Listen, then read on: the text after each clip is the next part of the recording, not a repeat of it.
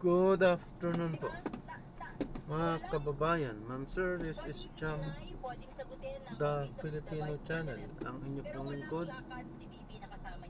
So today is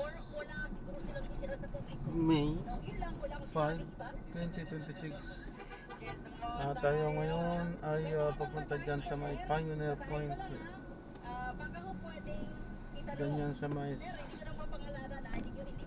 Pioneer Street, Capitolio, Pasig. At dadalhin po natin sa may JP Morgan Chase Center sa may BGC po yan, Taguig, 36th Street, BGC po pa siya. Okay? Magbabalik po tayo mamaya po pag nakuha na po natin sila. Disclaimer lamang po, ang content po natin ay kalsada at hindi ang passenger. Kaya naman sakasakali naman po nang marinig kayo mga pangalan ng lugar, pangalan ng tao, pangalan ng organizations, government o private man yan, ay wala pong kinalaman ng channel nito at wala pong pinapatungkulan. Lahat po ng pinag-uusapan dito ay pawang dito lamang po yan sa loob at wala pong pinapatungkulan sa labas. Talagang malayo na. Ay, joke lang. Ay, talaga joke lang yan. Joke lang. Kaya talaga. Sabi niya kanina, di ba, hindi niya pwedeng masagot yung kay BP. Kundi kay Attorney Carpio lang. Naano lang ako kasi, di ba, like si BP nasa Europa, nagpapahinga for stress din eh, di ba? Tapos siya nandito sa Pilipinas, ina-accept yung stress. Si Baby Sara, iniwan ang stress. At siya po'y nasa Pilipinas, tinanggap the dating Vice President Lenny Robredo may 27%. Look, 27, 43%, okay? Pangatlo, si Senador Rafi Tulfo na may 19%. So next time, huwag nyo na isama yung mga Tulfo ha. Request nila yan. Oo. At pang-apat, si Senador Bam Aquino, 5%. Pang-lima, si Senador Rita Ontiveros, may 2%. At panghuli, si DILG Secretary Junvic Rimulya na may 1%. Hindi ba kasama dyan si Lito Lapid? Oo, di ba? Tama yung Robin Padilla. Di ba? Uy, si Robin Padilla lumalabas ang pangalan sa vice senatorial race. Oo. So, tamo, kahit isama-sama mo ang tanggalin mo na yung Kirapi.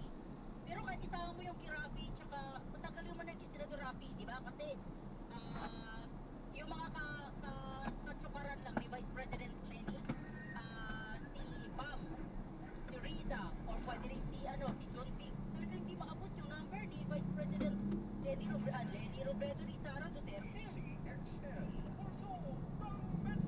May mga kasama, maraming salamat po sa inyong lahat at live mula sa Green Hills, San Juan, Metro Manila, Philippines. Ako si Radyo Manlourdes, Ingat.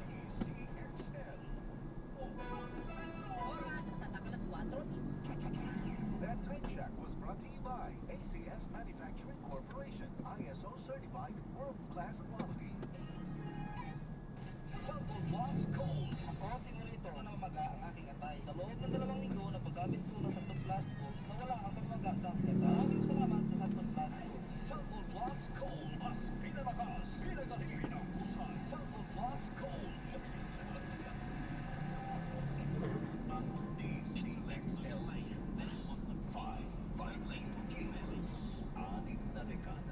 Maaasahan sa balita at servisyo.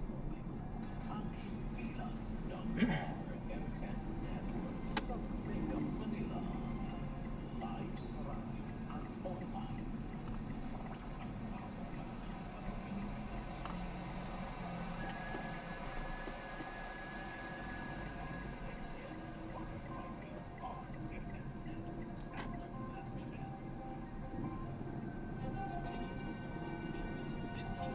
Oras na para ating pag-usapan ang pangangalaga ng ating mga kalusugan.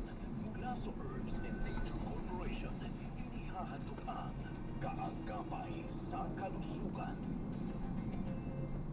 Mga kaibigan, ngayong pong hapon ito ay pag-uusapan natin ang tungkol sa Gen C Vitamin C. Medyo binanggit natin ito sa mga nakarang araw, no? Kasi mahalaga ang meron tayong regular intake ng Gen C. Bakit? Malalaman natin ito later. At isa pang pag-uusapan natin ay yung tungkol sa mega dosing nito. Kaya samahan niyo po kami isang buong oras sa ating pong tuloy-tuloy na mga talakayang pangkalusugan dito live lamang sa Kaagapay sa Kalusugan.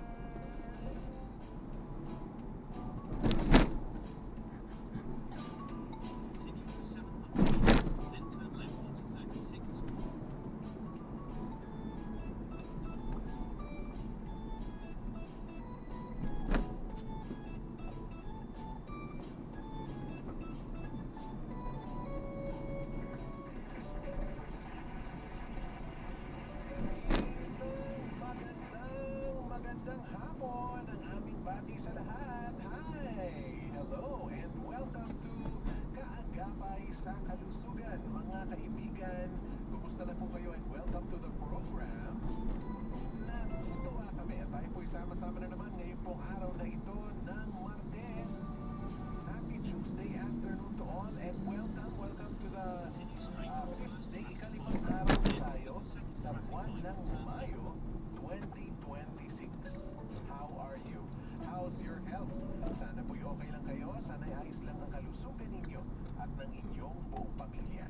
O ito nga pong pag-uusapan natin ngayon, baka bago sa pandinig ng ibang mga listeners natin, ang tungkol sa megadosing o yung term na pag megadose, specifically nitong Gen Z vitamin C. Kasi hindi siya ganun ka-uso nung tayo'y bata-bata pa no? Nung una, lalo na sa makalumang klase ng vitamin C, hindi naman uso yung palagi. Natural na kasi pag vitamin C, so yung iba nag-relax, kapseta pa lang, di ba? Paano pa kung dadagdagan mo? Pero dito, sa Gen Z vitamin C, aalamin natin kung bakit yan maaaring gawin at ano ang health benefits ng pagtodo ng ating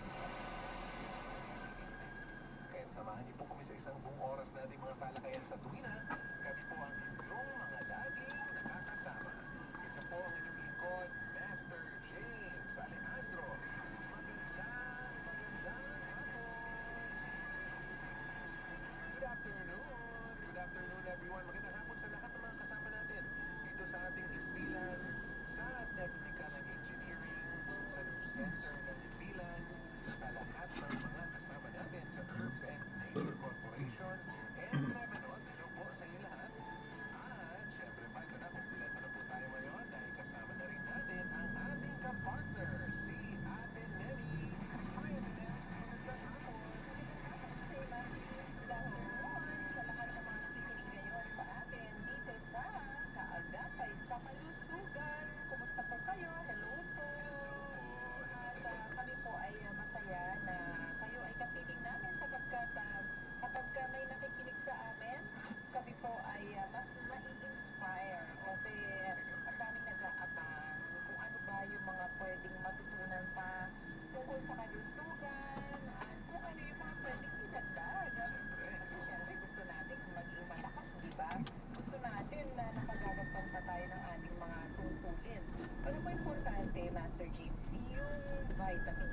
Ang isa sa palagay ko, Ate Mems, na medyo kailangan nating isaalang-alang sa panahon ngayon ay yung ano natin, yung season. Ay, ito na. Nandun tayo sa season ng Mas higit na kailangan natin magdagdag. sabi ko na, season ng tagmangga.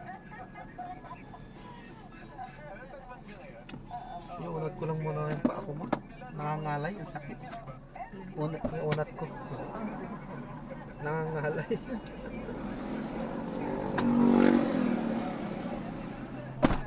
Basta sagana sa mangga. Oo, marami. Naalala ko may panahon nung nakaraan nilang a few months ago.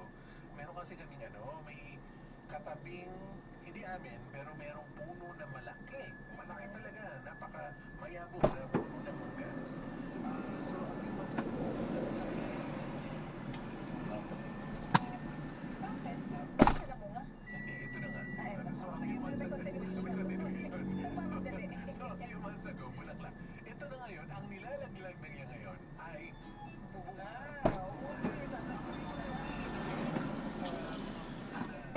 Na pupunta sa kalsada at alam mo yun, nakasagasaan lang ng mga sasakyan dumadaan. Kasi ang mangga maganda yan rich in vitamin C ang mangga. So, sayang Vitamin C, din. oo, di ba? Sayang din kapag, kaya syempre. Ayaw na pulutin kasi. Oo. Pwede ka na mamamitas kasi, di ba? Ang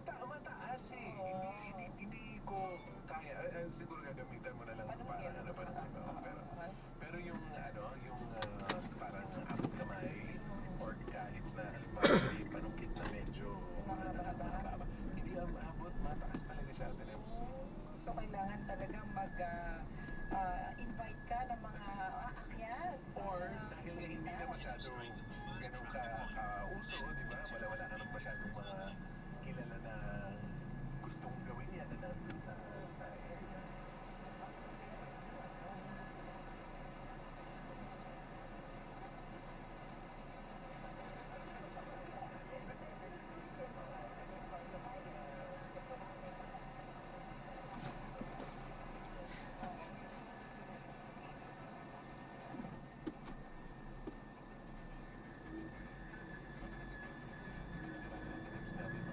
Area na meron ng paunti-unting pag-ulan.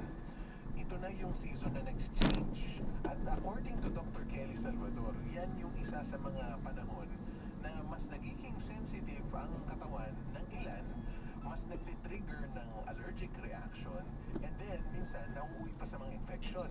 Kaya nga ito yung best time talaga na tayo ay mag-take ng vitamin C. Ang topic natin ngayon, mega dosing, di ba, Ate Nems? So, nakakatulong daw ng malaki yung pag-megadose ng Gen C vitamin C kung kayo ay ganyan nga, mas prone na magkaroon ng sakit, na prone na ma-allergy.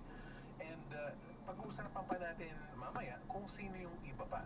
Sino yung ibang mas bagay na gumawa nito. Kasi apparently, syempre, hindi lahat, di ba? Hindi lahat ay nagme-megadose ng Gen C vitamin C. Merong marami, merong ilan sa atin na ang pag-take ng Gen C ay once a day lamang or 2 times a day lang ang maximum na intake nila ng Gen C, na para sa kanila ay napakaganda na kagad na naitutulong. Di ba sapat na yung ganong klase pa lang. So, sino ang magpapasobra pa? Sino ang magti 3 times a day? Sino ang magpo 4 times a day ng Gen C vitamin C? Yan ang ating mga pagkikwentuhan maya-maya lamang ng kaunti. Ano pa mga dapat natin abangan later? Siyempre yung scheduled interview natin, yung KHU, abangan nyo mamaya ang Kaagapay Health Update ni Ate Nems. At yung winner, meron pala tayong winner mamaya. Yung winner natin sa Healthy na Lucky Pa. Oo, so abangan nyo din mamaya yung announcement natin towards the end of the program dun sa winner. And kung sakali man, ayun pala, kung may oras tayo, magbabasa tayo ng ilang mga questions na may kinalaman dito po sa Gen C vitamin C. Kaya kung meron kayong gustong ipaabot dito sa programa, i-send nyo lang ang inyong mga mensahe. Anytime naman, bukas po yung linya natin. So kahit tapos na yung oras ng palatuntunan, ay natatanggap namin ang inyong mga mensaheng pinaabot.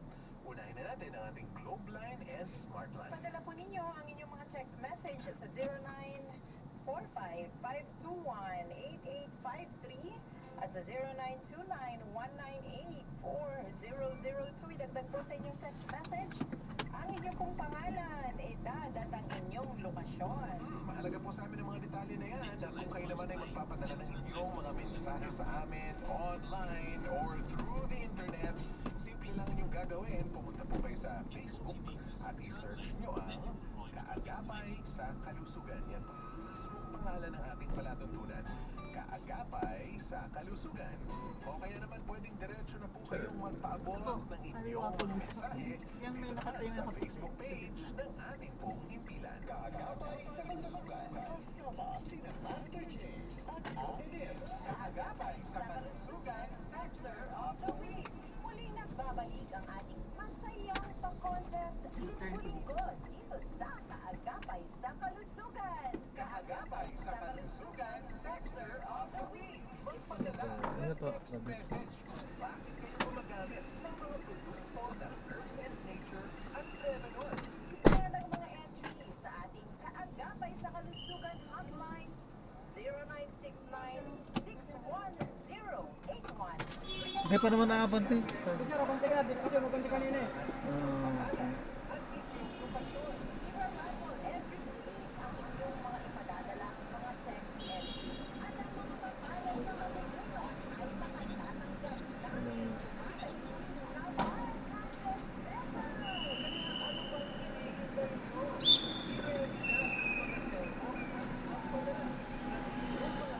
Sa ating Kaagapay sa Kalusugan hotline. 0969-610-81.